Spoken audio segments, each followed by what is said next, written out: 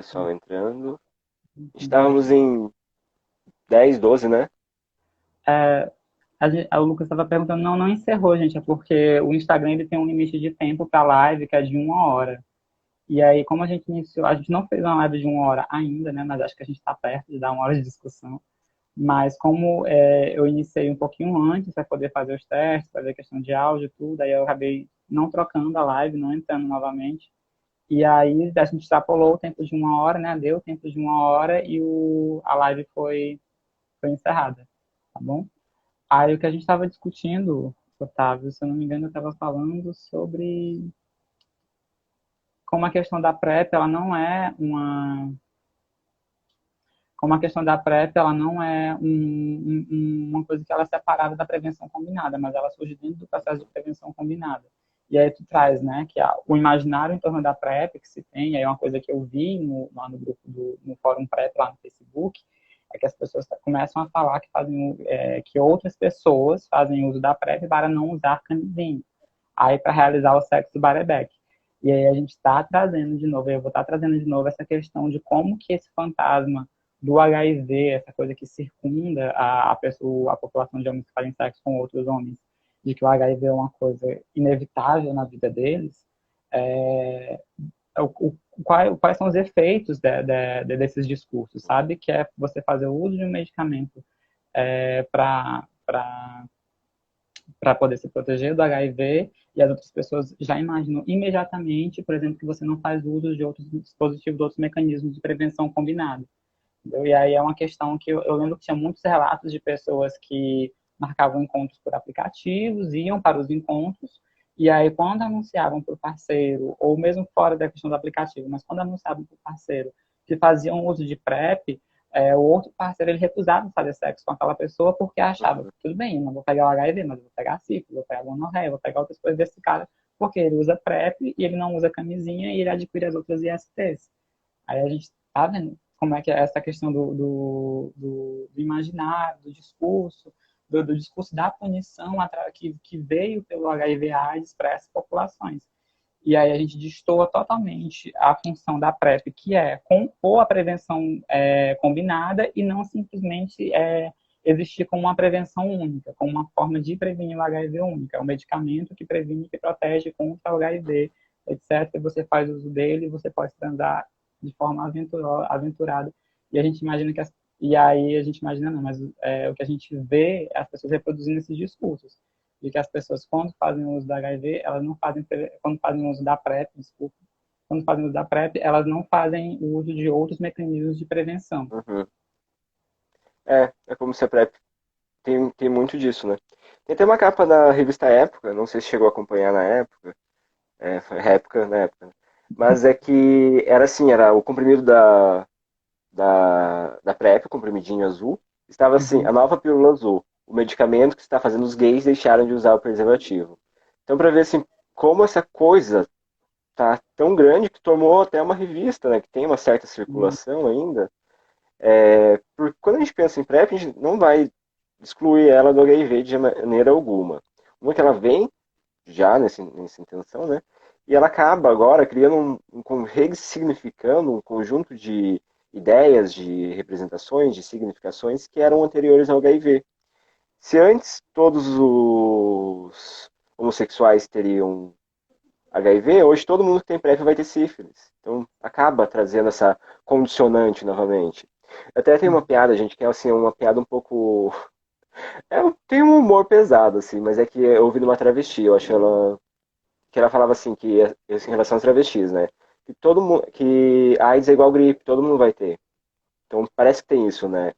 Quando a gente pensa no HIV e homossexualidade, igual gripe, todo mundo vai ter. Quando a gente pensa as outras STs na PrEP, todo mundo vai ter. É algo que, assim, que parece que é uma condicionante para estar tá tomando aquela medicação. Mas a gente falou aqui um montão de. Eu vou falar por mais uns 5 minutinhos, daí eu já encerro, tá, gente? Porque eu falei bastante. Mas eu só queria, assim, focar um pouco nessa questão das políticas de prevenção no Brasil, também no mundo, né? E por que a gente está falando dessa prevenção combinada com tanta esperança, com tanto gosto, porque ela de fato ela traz muita coisa boa para a gente estar analisando, para a gente estar pensando na própria evolução das políticas públicas de prevenção no Brasil. Assim, acho que o Richard Parker, vou até pegar aqui, tem esse livrinho aqui, que provavelmente o William conhece, que é Na Contramão da AIDS, que é um livrinho pequenininho, e ele é muito bom. E um dos Li pra caramba. primeiros artigos, nossa, é muito bom, né? Assim, acho que quem Usei, quiser usei fazer muito uma na minha leitura, vida. assim, aham. Eu acho que eu já li ele também algumas vezes. Assim, quem quiser fazer uma leitura um pouco mais aprofundada em relação ao HIV, política, economia, essas coisas relacionadas ao vírus, vale a pena dar uma olhada nesse livro. Ele não está esgotado ainda. Eu já encontrei ele na Amazon, já encontrei em vários outros dessas livrarias online aí. Então acho que vale a E pena quem tem, quiser dar uma olhada. aí também tem Oi? alguns capítulos avulsos deles que dá para achar na internet tranquilo. Quem quiser É dar uma verdade, eu não... procurada, é procurar Richard verdade. Parker, que vai aparecer alguns PDFs escritos por ele. Uhum. Porque esse livro ele é um conjunto, o Richard Parker é um pesquisador, um dos maiores pesquisadores de HIV aqui no Brasil. E esse livro específico é um conjunto de conferências que ele foi dando no decorrer da vida dele. Então ele juntou e publicou o livro. E assim, ele traz três momentos, digamos assim, para a gente estar pensando as políticas de HIV. Ele fala lá dos primeiros momentos do HIV, que seria os trabalhos voltados à coleta de. Porque assim, o HIV surge, né? Na década de 80, não se sabe exatamente o que é isso. Que vírus é esse? É um vírus novo? É um vírus anterior? É uma mutação genética? O que se trata? De, lá nos Estados Unidos tem toda aquela. Isso a gente pode ver em filmes, tem vários filmes que retratam isso, né? Associação direta com os homossexuais masculinos. Então, a primeira sigla oficial que surgiu lá no país foi o GRID, que seria mais ou menos como vírus de deficiência dos gays, relacionados aos gays, então já surge diretamente relacionado a, aos homossexuais. O Brasil começa a falar do HIV antes mesmo de ter tido o primeiro caso registrado no país, então para ver como as coisas começaram a circular, né? Porque o vírus ele surge já no mundo globalizado. Ele é diferente da peste negra, que foi um foco europeu, ou assim, de outras doenças, até mesmo da lepra, que eram sociedades tribais, quando a gente pega o levítico para estar analisando, ou até mesmo a sífilis, que era o foco urbanizado. Então ele já surge num mundo globalizado com outras relações sociais, outras relações de poder, outras formas de pensar o mundo, de lidar com esse mundo. Então ele surge nesse contexto. É mais ou menos hoje o coronavírus, que é um mundo muito mais interdependente, né, na sociedade de informação, assim, muito mais interdependente. Então tem essas questões, assim, né, por que eles ganham essa força analítica hoje? Porque ele vive num mundo diferenciado, nós estamos num mundo diferenciado. Não é o mesmo do século XV na Europa durante o surto de peste bubônica. É um outro mundo. Então tem essas questões que, quando a gente vai principalmente isso é muito próprio das ciências sociais, tá, gente? Quando a gente vai analisar determinada doença, analisar determinada epidemia, a gente nunca vai conseguir desligar do contexto, desse contexto macro e também micro do qual vivemos. Então, o Richard Park ele separa três primeiros momentos. Esse primeiro momento de coleta de informações, que não se sabia nada sobre a doença, não sabia os índices epidemiológicos, não sabia os fatores de agravamento da doença, o que de fato era, e muito menos um tratamento, né? Então, teve uma tendência desse primeiro momento, ele teve uma tendência naturalizante da sexualidade. Vejam, nós estávamos falando até agora há pouco, se quem usa PrEP pega sífilis, gay tem HIV. Então, assim, é uma tendência naturalizante do comportamento sexual. Hoje nem se fala mais em comportamento, né? Se fala um pouco mais em hábitos e práticas sexuais. Então, assim, era uma tendência muito linear. É assim, assim, assim, assim. Então, os questionários que surgiram nessa época eram muito biomédicos, muito clínicos, muito voltados à área da saúde. Um segundo, e nesse momento que surge a ideia de grupos de risco. Então, grupos de risco são essas pessoas. Quem são? Quem era no Brasil? Travestis transexuais, usuários de drogas injetáveis, profissionais do sexo e os gays. Eram esses os grupos de risco. Não tinha mais nenhum, apenas esses que foram delimitados. Com essa tendência naturalizante, o indivíduo não tinha importância, né? O foco era o comportamento. Então, como a gente faz para acabar com a epidemia? Vamos dar informação. Começaram a distribuir um montão de cartazes, foi muito importante isso, né? Ainda é muito importante a informação. Mas a gente sabe que só a informação na área da doença, na área da prevenção, não é o suficiente. Isso a gente também vê hoje no coronavírus. As pessoas sabem que elas devem usar máscaras, elas sabem que elas devem ficar em casa, elas sabem que elas devem higienizar as mãos. Elas sabem que, no caso do HIV, elas sabem que elas devem usar preservativo. Porém, por que elas não adotam? Isso é bem o que o protocolo colocava, como se colocava nas políticas da época. Por que elas não adotam essa prática? Isso era uma questão pública, né? Então, porque pensamento das pessoas, a subjetividade, não é tão simples assim. Acho que tem muitas outras questões que acabam entrando em conta. Então, um segundo momento, tentou olhar esse contexto, tentar olhar essa população. Então, verificou-se que não existiam quase estudos na área da sexualidade, na área do uso de drogas, por conta do formato como a academia era posta, né? Principalmente aqui no Brasil. Então, começou a ter um olhar antropológico maior, um olhar sociológico. O, o indivíduo, ele só não era mais o foco só no comportamento dele, era no indivíduo de maneira integral. Olhar, então, ali já surge esse debate, né, práticas integrativas, do cuidado e tudo mais, que são muito próprias da área da saúde. Né? Então, ele passa um foco no comportamento para um foco no indivíduo, para um foco no contexto. Um terceiro momento, então, seria da economia, que começaram a se ter muito projeto, muita coisa. Então, depois de determinados 20, 30 anos, começa a se ter ver o quanto se gasta, onde seria melhor gastar, que esse não é o objetivo, né? Mas por que eu estou trazendo esses três momentos? Porque eu acredito fortemente, eu já estou vendo uns outros pesquisadores, que nós estamos vivendo quase um quarto momento da epidemia de HIV. Já são 4 décadas do vírus, né? Então, assim, muita coisa se aprendeu, tem muito relato, tem muita coisa que a gente consegue ler sobre. Então, tem um conjunto, um acúmulo de conhecimentos, e a prevenção combinada seria, de fato, esse quarto momento, porque a prevenção combinada, ela junta tanto aspectos estruturais, quanto sociais, quanto individuais. Se vocês pegarem o protocolo clínico e as diretrizes terapêuticas, é possível verificar um foco no indivíduo, porque a PrEP, quando se coloca a PrEP, ou a PEP, ou o preservativo, qualquer um dos componentes da prevenção combinada, ele está dizendo que ela não é de uso compulsório. A pessoa pode parar no momento que ela bem entender. Então tem o foco na vida do indivíduo. Esse aconselhamento que ela passa não é aquele aconselhamento confissional que nós estávamos relacionados à clínica ou até à própria igreja. Então você conta uma verdade sobre você e a pessoa se diz o que se deve fazer e te passa um receituário médico. Não é assim. É um pouco diferente. A pessoa vai verificando o número de parceiros, tem todas essas perguntas para analisar mesmo quem que é esse sujeito, né, como a política está sendo utilizada. Porém, é muito mais complexo que isso. Então, se a gente tentar falar que as pessoas usam PrEP apenas para fazer sexo sem camisinha, eu diria que não. As pessoas usam PrEP por um conjunto de outras motivações. Então, o meu foco da minha pesquisa é justamente verificar esse. Como as pessoas se relacionam com esse modelo preventivo oficial, esse modelo que está posto, que vem sendo posto, que elas têm o seu imaginário, mas como elas se relacionam com esse modelo? É mais ou menos isso. Eu acredito assim que o tempo ele é curto, né? Assim, 30, 45 minutos não é um tempo que a gente pode falar muita coisa. E abordei algumas coisas não aprofundando tanto, porque eu acho que esse curso ele não, essa live não é um curso de aprimoramento, né? A gente não foi traduzindo tudo, mas eu queria deixar essas duas referências para vocês, gente, que é esse livro do Richard Parker, se quiserem uma análise mais acadêmica, mas para os profissionais da saúde, eu aconselho muito vocês fazerem o curso do TELAB, de Diagnóstico e Prevenção de HIV/AIDS, porque eles abordam desde o início o que é o vírus do HIV, a forma como ele entra no corpo, o modo como ele se multiplica no corpo, abordam os testes, os novos testes, como se dar um diagnóstico de HIV, como proceder no pré e pós-testes. Eles falam, inclusive, do SINAM, o HIV hoje também, a AIDS era compulsória, mas o HIV hoje também é compulsório.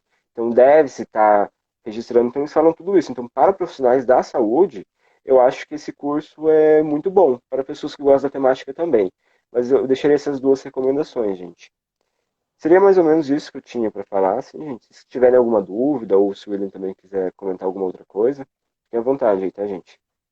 Eu acho que considerando o tempo que a gente já usou, né, que eu acredito que você tenha sido mais do que 45 minutos, mas era uma coisa que eu já tinha previsto contigo, que era que a gente poderia se empolgar na conversa, poderia se empolgar no diálogo, e é legal que a gente manteve também uma média de espectadores.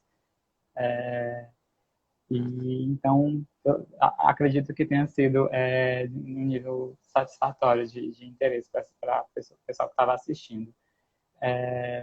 Mas, enfim, materiais em geral sobre o HIV/AIDS, é como você falou, já são quase 4 décadas de pandemia, né? De epidemia, pandemia. Então, e aquela coisa que a gente tem que frisar, não acabou a epidemia, a gente ainda tem que criar mecanismos. E aí, tipo assim, a forma como as pessoas vão reagindo ao vírus vai depender muito da época em que a gente está vivendo, da época em que se viveu, como que foi nos anos 70, como foi nos anos 80, como é nos anos 90, nos anos 2000, e agora chegamos nos anos 20, nos anos 2020, e aí como que a gente vai, como que as pessoas estão reagindo a essa questão, a gente está falando pouco, a gente está falando muito, a gente não está falando de jeito nenhum, a população mais jovem, ela não, aí tem uma série de outros ensaios jornalísticos, ensaios de pesquisadores, pesquisas que vão falar sobre como que a gente não está conseguindo falar sobre essas questões para essa geração que está chegando agora e tudo. A nossa geração, dessas pessoas que têm 25 para cima, a gente conseguiu ainda pegar um resquício do que foi as campanhas voltadas para HIV, para a prevenção do HIV/AIDS e tudo, e são campanhas de terror. Algumas dessas campanhas são campanhas de terror, são campanhas que buscam, que tem um diálogo um pouco agressivo, uma forma dura de poder conversar sobre isso. E aí, pela terceira vez, mesmo para estar encerrando a live, vou estar falando que não basta só ter a informação, não basta só passar a informação.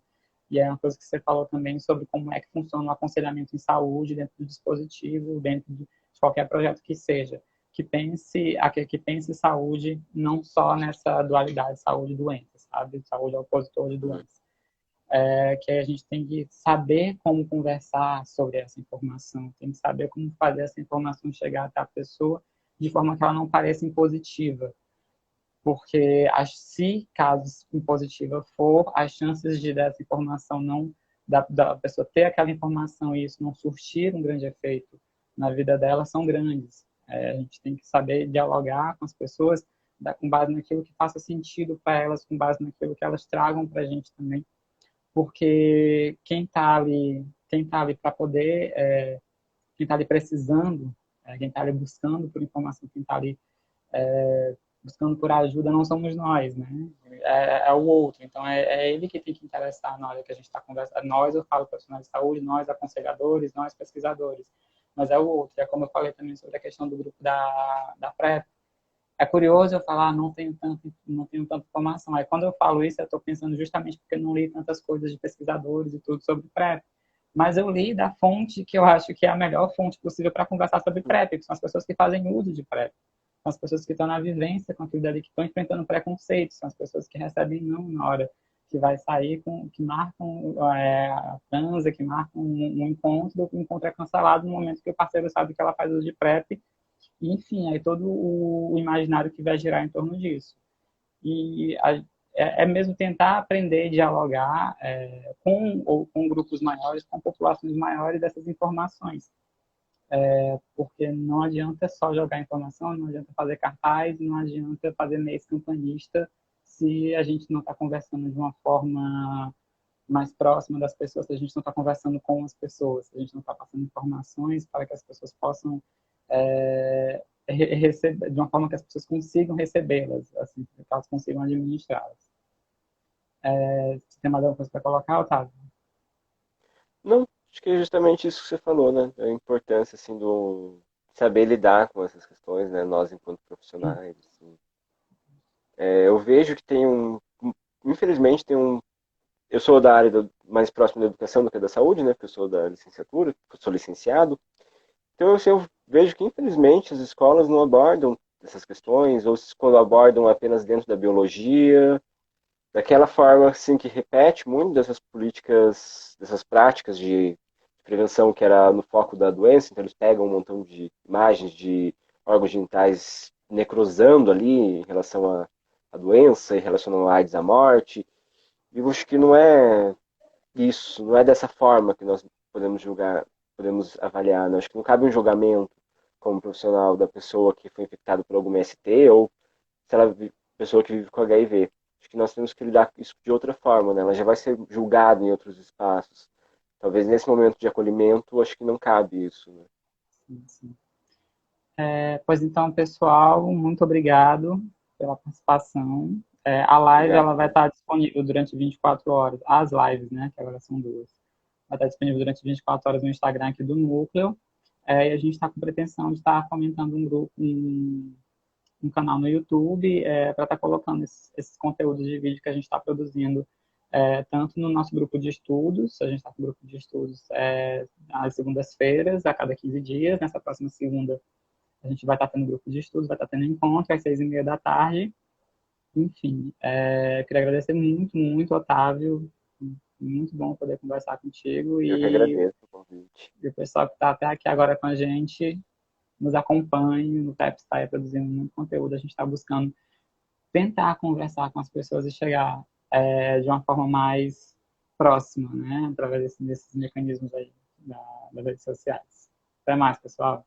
Até mais, Obrigado, tá? gente. Obrigado. Tchau.